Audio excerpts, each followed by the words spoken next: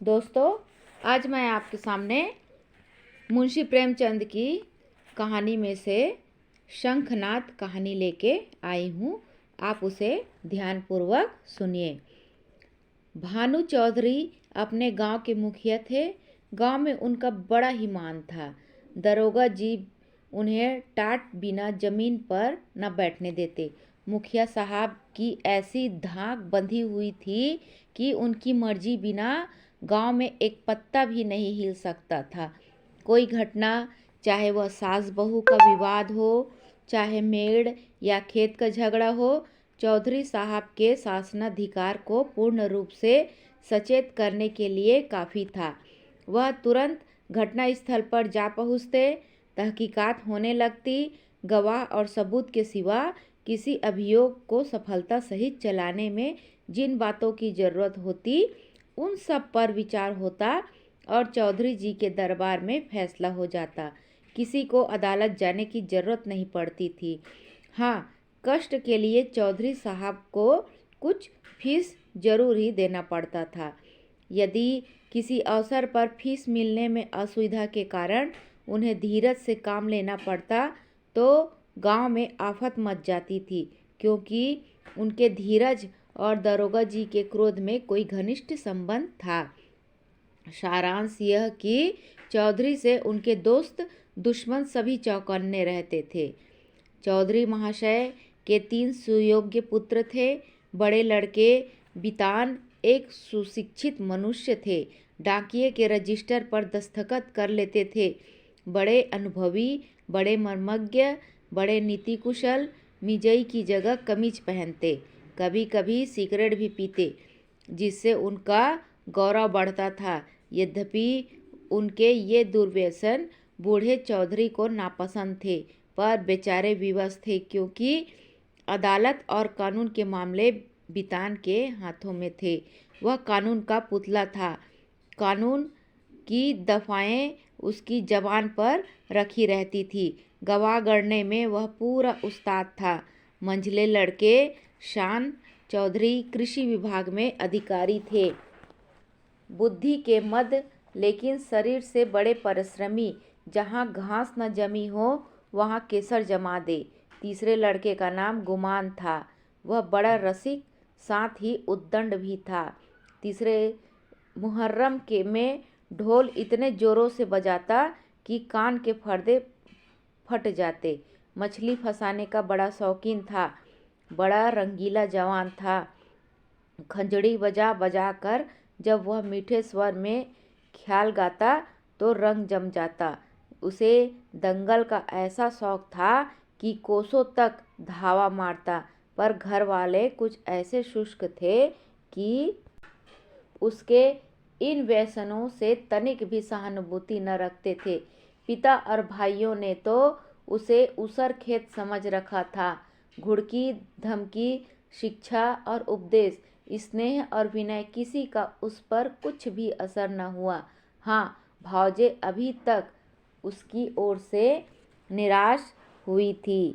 वे अभी तक उसे कड़वी दवाइयाँ पिलाई जाती थी, पर आलस्य वह राज रोग है जिसका रोगी कभी नहीं संभलता। ऐसा कोई बिरला ही दिन जाता होगा कि बांके गुमान को भावजों यानी भाभियों के कड़वे बात सुनने न पड़ते हों। ये विषैले सर कभी कभी उसके कठोर हृदय में चुभ जाते, किंतु यह घाव रात भर से अधिक नहीं रहता था। भोर होते ही थकान के साथ ही यह पीड़ा भी शांत हो जाती। तड़का हुआ, उसने हाथ मुंह धोया, बंसी उठाई और तालाब की ओर चल खड़ा हुआ। जो भाभी हैं फूलों की वर्षा किया करती।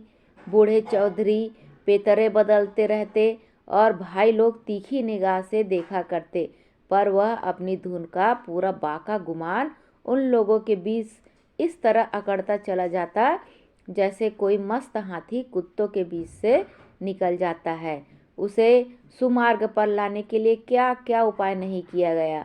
बाप समझता, बेटा ऐसी राह चलो जिसमें तुम्हें भी पैसे मिले और गृहस्थी का भी निर्वाह हो। भाइयों के भरोसे कब तक रहोगे? मैं पका आम हूँ, आज टपक पड़ा या कल, फिर तुम्हारा निबाह कैसे होगा? भाई बात भी पूछेंगे, भाई हैं वो बात भी नहीं पूछेंगे। और भाभीियों का रंग देख रहे हो, तुम्हारे भी लड़के वाले हैं, उनका भार कैसे संभालोगे? खेती में जी न लगे, कहो कांस्टेबली में भर्ती करा दूं। बाका गुमान खड़ा खड़ा यह सब सुनता, लेकिन पत्थर का देवता था, कभी भी नहीं पसीजता। इन महाशय के अत्याचार का दंड उनकी स्त्री पत्नी को भोगना पड़ता था। मेहनत के घर के जितने काम होते वे उसी के सिर थोपे जाते। उपले थापती थी, कुएं से पानी लाती, आटा पीसती, और 30 पर भी जेठानियाँ सीधे मुंह उनसे बात नहीं करती, वाक के बाणों से छेदा करती थी। एक बार जब वह पति से कई दिन रूठी रही तो बाके गुमान कुछ नर्म हुए। बाप से जाकर बोले, मुझे कोई दुकान खुलवा दीजिए। चौधरी ने परमात्मा को धन्यवाद किया और फूले नहीं समाये, कई 100 रुपये लगाकर कपड़े की दुकान खुलवा दी।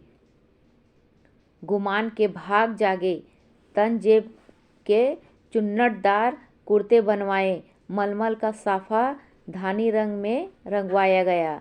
सौदा बिके या न बिके उसे लाभ ही होना था। दुकान खुली हुई है, 10-5 गाढ़े मित्र जमे हुए हैं, चरस की दम और ख्याल की ताने उड़ रही है। चल झटपटरी, जमुना तटरी, खड़ो नटखटरी। इस तरह 3 महीने चैन से कटे। बाके गुमान ने खूब दिल खोलकर अनुमान निकाले, यहाँ तक कि सारी लागत लाभ हो गई। टाट के टुकड़े के सिवा और कुछ न बचा, पूरी दुकान को बर्बाद करके रख दिया। बूढ़े चौधरी कुएं से गिरने को चले। भाभीियों ने आंदोलन मचाया, अरे राम, हमारे बच्चे और हम चिथड़ों को तरसे, गाढ़े का एक कुर्ता भी नसीब न हो, और इतनी बड़ी दुकान इस निकट्टू का कफन बन गई। अब कौन मुंह दिखाएगा? कौन मुंह लिए? वह फिर घर आया और फिर वही पुरानी चाल चलने लगा। कानुंदा बितान उनके ये ठाठ बाट देखकर जल जाता। मैं सारे दिन पसीना बहाऊं, मुझे नैन सुख का कुर्ता भी न मिले। यह अपाहिज सारे दिन चारपाई तोड़े और यो बन ठन कर निकले। ऐसे वस्त्र तो शायद मुझे अपने ब्याह में भी न मिले होंगे। मीठे सांस से हृदय से कुछ ऐसे ही विचार उठते थे। अंत में यह जलन न सही गई और अग्नि भड़की। तो एक दिन कानुंदा बितान की पत्नी गुमान के सारे कपड़े उठा लिए और उन पर मिट्टी का तेल उड़ेल कर आग लगा दी। ज्वाला उठी, सारे कपड़े देखते ही देखते जलकर राख हो गए। गुमान रोते थे, दोनों भाई खड़े तमाशा देखते थे। बूढ़े चौधरी ने यह दृश्य देखा और सिर पीट लिया। यह द्वेषाग्नि है, घर को जला कर तब बुझेगी। यह ज्वाला तो थोड़ी देर में शांत हो गई, परंतु हृदय की आग ज्यों ही ज्यों धधकती रही। अंत में एक दिन बूढ़े चौधरी ने घर के सब मेंबरों को एकत्र किया और इस गूढ़ विषय पर विचार करने लगे कि बेड़ा पार कैसे हो। मितान बोले, बेटा, तुमने आज देखा कि बात की बात में सैकड़ों रुपयों पर पानी फिर गया। अब इस तरह निर्वाह होना असंभव है। तुम समझदार हो, मुकदमे मामले करते हो, कोई ऐसी राह निकालो कि घर डूबने से बच जाए। मैं तो चाहता था कि जब तक चोला रहे सबको समेटे रहूं, मगर भगवान के मन में कुछ और ही है। बितान की नीति कुशलता अपनी चतुर सहगामिनी के सामने लुप्त हो जाती है। वह अभी उसका उत्तर सोच रहे थे कि श्रीमती जी बोल उठी, दादाजी, अब समझाने बुझाने से काम न चलेगा। सहते सहते हमारा कलेजा पक गया। बेटे की जितनी पीर बाप को होगी, भाइयों को उतनी क्या, उसकी आधी भी नहीं हो सकती। मैं तो साफ कहती हूँ, गुमान का तुम्हारी कमाई में हक है। उसे कंचन के कौर खिलाओ और चांदी के हिंडोले में झुलाओ। हम में न इतना बूता है न इतना कलेजा। हम अपना झोपड़ी अलग बना लेंगे। हाँ, जो कुछ हमारा हो वह हमको मिलना चाहिए। बाट बकरा कर दीजिए। भला के 4 आदमी हंसेंगे। अब कहाँ तक दुनिया की लाज ढो। नीतिज्ञ बितान पर इस प्रबल वक्तृता का कोई असर न हुआ। वह उसके बाद सभी की बात सुनने के बाद उनके चेहरे से झलक रहा था कि वह क्या सोच रहा है।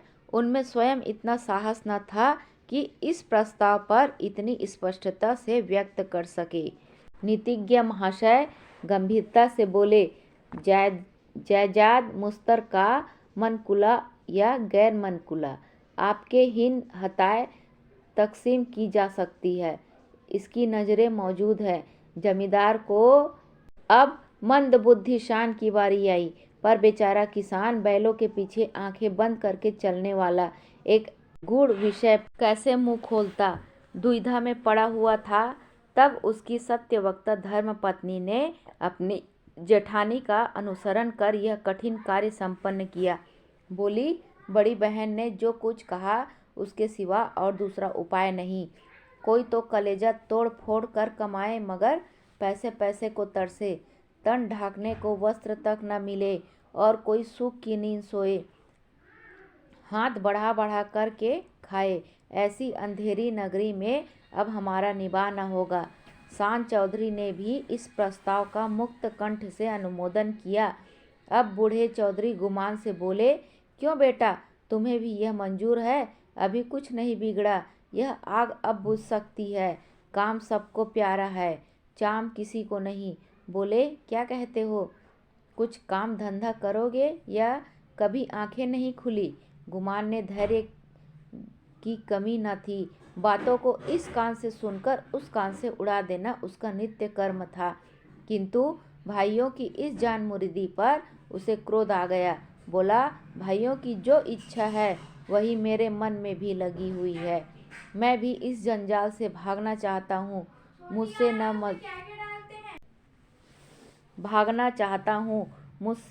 न मंजूरी हुई न होगी। जिसके भाग्य में चक्की पीसना बदा हो वह पीसे। मेरे भाग्य में चैन करना लिखा है, मैं क्यों अपना सिर ओखली में दूं? मैं तो किसी के काम करने को नहीं कहा, आप मेरे पीछे पड़े हुए हैं। अपनी अपनी फिक्र कीजिए, मुझे आध सेर आटे की कमी नहीं है। इस तरह की सभाएं कितनी बार हो चुकी थी, परंतु देश की सामाजिक और राजनीतिक सभाओं की तरह इसमें भी कोई प्रयोजन सिद्ध नहीं होता। 2-3 दिन गुमान ने घर पर खाना नहीं खाया। जतन सिंह ठाकुर शौकीन आदमी थे, उन्हीं के चौपाल में पड़ा रहता। अंत में बूढ़े चौधरी गए और मना के लाए। अब फिर वह पुरानी गाड़ी अड़ती मचलती हिलती चलने लगी। पांडे के घर के चूहों की तरह चौधरी के घर में बच्चे भी सयाने थे। उनके लिए घोड़े मिट्टी के और नावें कागज की नावें थी। फलों के विषय में उनका ज्ञान असीम था। गुलर और जंगली बेर के सिवा कोई ऐसा फल न था जिसे वे बीमारियों का घर न समझते हो। लेकिन गुरदीन के खोचे में ऐसा प्रबल आकर्षण था कि उसकी ललकार सुनते ही उसका सारा ज्ञान व्यर्थ हो जाता था। साधारण बच्चों की तरह यदि सोते भी हों तो चौंक पड़ते थे। गुरदीन उस गांव में साप्ताहिक फेरे लगाता था। उसके शुभागमन की प्रतीक्षा और आकांक्षा में कितने ही बालकों को बिना किंडरगार्टन की रंगीन गलियों के ही संध्याएं और दिनों के नाम से याद हो गए थे। गुरदीन बूढ़ा सा मैला कुचला आदमी था, किंतु आसपास में उसका नाम उपद्रवी लड़कों के लिए हनुमान मंत्र से कम न था। उसकी आवाज़ सुनते ही उसके खोंचे पर लड़कों का ऐसा होता कि मक्खियों की असंख्य सेना को भी रणस्थल से भागना पड़ता था।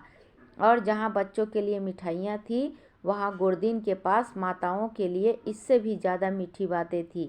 माँ कितना ही मना करती रहे, बार बार पैसा न रहने का बहाना करे, पर गुरदीन चटपट मिठाइयों का दोना बच्चों के हाथ में रख ही देता और स्नेहपूर्ण भाव से कहता, बहू जी, पैसे की कोई चिंता न करो, फिर मिलते रहेंगे, कहीं भागे थोड़े ही जाते हैं। नारायण ने तुझको बच्चे दिए हैं जो मुझे भी उनकी न्यौछावर मिल जाती है। उन्हीं की बदौलत मेरे बाल बच्चे भी जीते हैं। अभी क्या ईश्वर इनका मौत तो दिखावे, फिर देखना कैसा ठनगन करता हूँ। गुरदीन का यह व्यवहार चाहे वाणिज्य नियमों के प्रतिकूल ही क्यों न हो, चाहे 9 नगद सही 13 उधार नहीं वाली कहावत अनुभव सिद्ध ही क्यों न हो, किंतु मिष्टभाषी गुरदीन को कभी अपने इस व्यवहार पर पछताने या उसमें संशोधन करने की जरूरत नहीं हुई। मंगल का शुभ दिन था। बच्चे बड़े बेचैनी से अपने दरवाजों पर खड़े गुरदीन की राह देख रहे थे। कोई उत्साही लड़के पेड़ों पर चढ़ गए और कोई अनुराग से विवश होकर गांव के बाहर निकल गए थे। सूर्य भगवान अपना सुनहरा थाल लिए पूरब से पश्चिम जा पहुँचे थे। इतने में ही गुरदीन आता हुआ दिखाई दिया। लड़कों ने दौड़कर उसका दामन पकड़ा और आपस में खींचातानी होने लगी। कोई कहता था मेरे घर चलो, कोई अपने घर का न्योता देता था। सबसे पहले भानु चौधरी का मकान पड़ा। गुरदीन ने अपना खोचा उतार दिया। मिठाइयों की लूट शुरू हो गई। बालकों और स्त्रियों का ठठ लग गया। हर्ष और विषाद, संतोष और लोभ, ईर्ष्या और क्षोभ, द्वेष और जलन की नाट्यशाला सज गई। कानुंदा बितान की पत्नी अपने तीनों लड़कों के लिए हुई निकली। शान की पत्नी भी अपने दोनों लड़कों के साथ उपस्थित हुई। गुरदीन ने मीठी बातें करनी शुरू की। पैसे झोली में रखे, धेले की मिठाई दी और धेले का आशीर्वाद। लड़के दोने लिए उछलते फिरते घर में दाखिल हुए। अगर सारे गांव में कोई ऐसा बालक था जिसने गुरदीन की उदारता से लाभ न उठाया हो तो वह बांके गुमान का लड़का धान था। यह कठिन था कि बालक धान अपने भाइयों बहनों को हंस कर और उछल कर मिठाइयाँ खाते देखकर सब्र कर जाए। उस पर तुर्रा यह है कि वे उसे मिठाइयाँ दिखा कर ललचाते और चिढ़ाते थे। बेचारा धान चीखता और अपनी माता का आंचल पकड़ कर दरवाजे की तरफ खींचता था, पर वह अबला क्या करे। उसका हृदय बच्चे के लिए ऐंठ ऐंठ कर रह जाता था। उसके पास एक पैसा भी नहीं था। अपने दुर्भाग्य पर, जेठानियों की निष्ठुरता पर और सबसे ज़्यादा अपने पति के निखट्टूपन पर कुड़ कर रह जाती थी। अपना आदमी ऐसा निकम्मा न होता तो क्यों दूसरों का मुंह देखना पड़ता, क्यों दूसरे के धक्के खाने पड़ते। उसने धान को गोद में उठा लिया और प्यार से दिलासा देने लगी, बेटा रो मत, अब की गुरदीन आवेगा तो तुम्हें बहुत सी मिठाइयाँ ले दूंगी और इससे अच्छी मिठाई बाजार से मंगवा दूंगी। तुम कितनी मिठाई खाओगे? यह कहते कहते उसकी आंखों में आंसू भर गए। आह, यह मनहूस मंगल आज ही फिर आवेगा और फिर ये यही बहाने करने पड़ेंगे। हाय, अपना प्यार बच्चा धेले की मिठाई को तरसे और घर में किसी का पत्थर सा कलेजा न पसीजे। बेचारी इन चिंताओं में डूबी हुई थी और धान किसी तरह चुप ही न होता था। जब कुछ वश न चला तो माँ ने बहुत बहलाया फुसलाया, यहाँ तक कि उस बच्चे की इस हट पर क्रोध भी आ गया। मानव हृदय के रहस्य कभी न समझ में आते। कहाँ बच्चे को प्यार से चिपटाती थी, ऐसी झिल्लाई कि उसे 2-3 थप्पड़ जोर से लगाए और धुड़क कर बोली, चुप रह अभागे, तेरा मुंह मिठाई खाने का है, अपने दिन को नहीं रोता, मिठाई खाने चला है। बांका गुमान अपनी कोठरी के द्वार पर बैठा हुआ यह कौतुक बड़े ध्यान से देख रहा था। वह इस बच्चे को बहुत चाहता था। इस वक्त के थप्पड़ उसके हृदय में तेज भाले के समान लगे और चुभ गए। शायद उनका अभिप्राय भी यही था। दुनिया रुई को धुनने के लिए तांत पर चोट लगाता है।